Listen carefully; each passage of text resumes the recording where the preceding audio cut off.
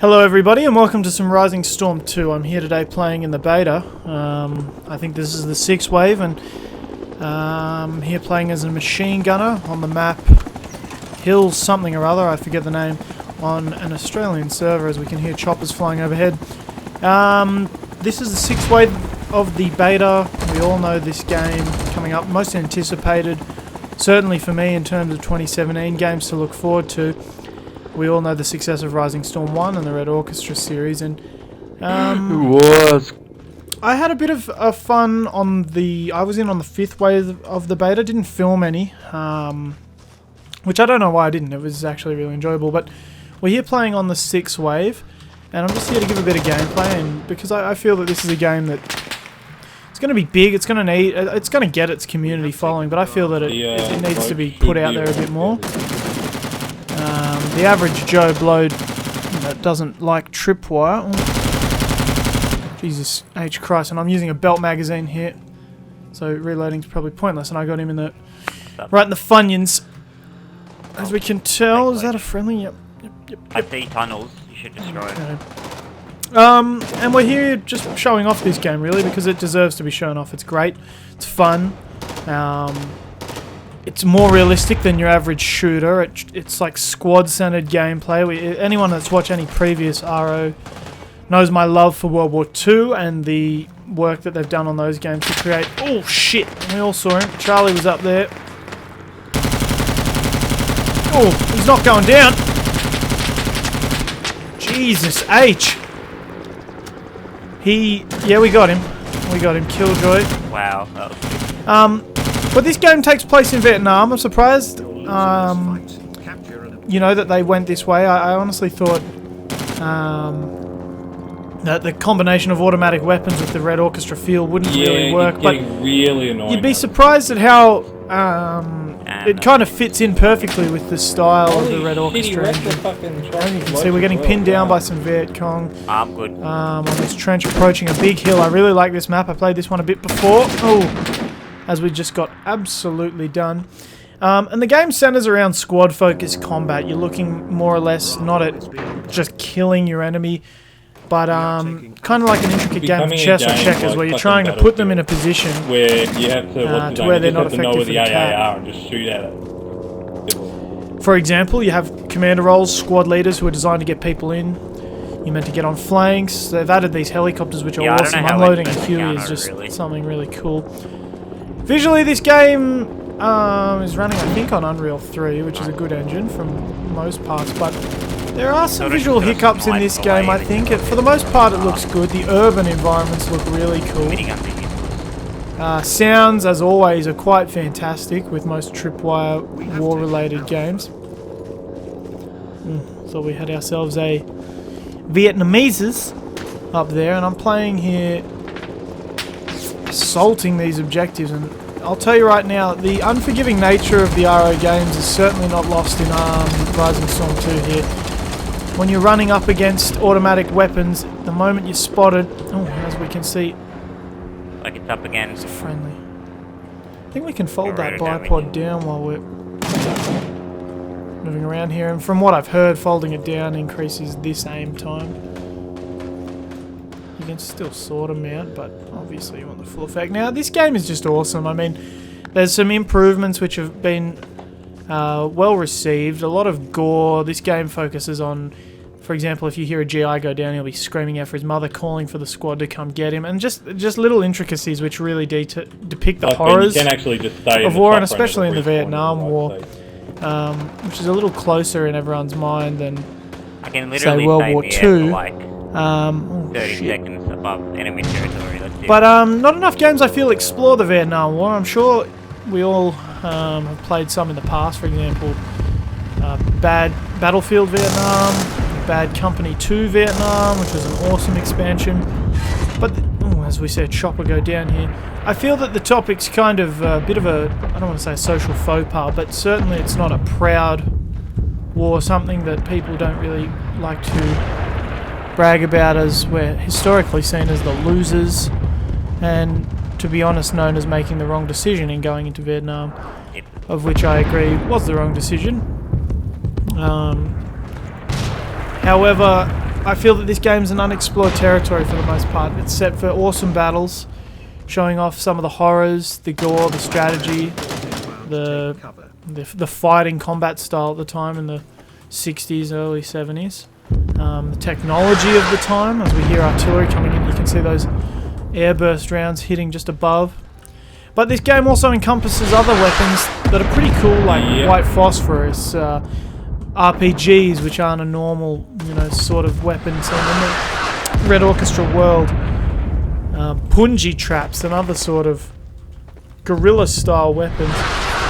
And it's not really symmetrical fighting, it's asymmetrical fighting in combat, as we just get pipped by one of their radio men. Might swap roles here just to a grunt. So you can hear my guy saying, "Help me guys, I'm right here."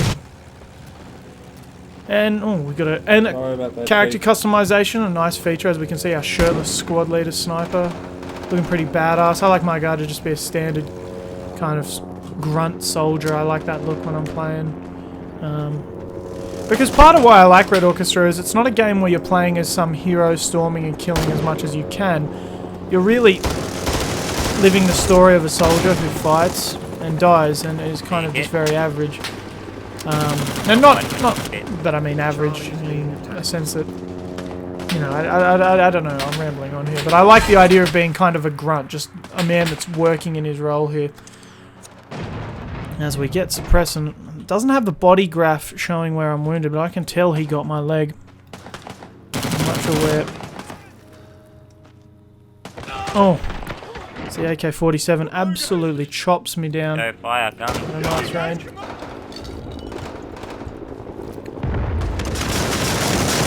As you can see, helicopter fire rains down upon this hill as we charge uphill towards their trenches and bunkers. I'm going to follow the SL. We are taking Delta.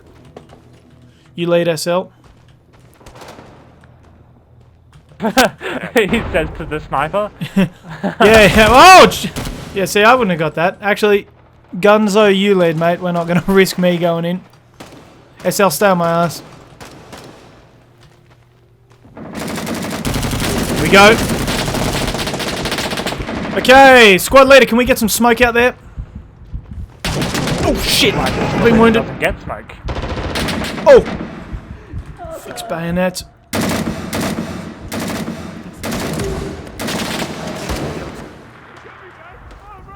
I love this view when you go up to the 400. Oh, 400. We can hear to our left he's saying, "Help me." The audio is quite shocking. It's one of the things that I really like about the Red Orchestra series is you can hear him calling out for help. No one can clearly get to him. He's crying. It's just these little touches. Gore, in a sense, doesn't have to be someone's arm dismembered, although this game depicts quite visually the side of it, which I really do love.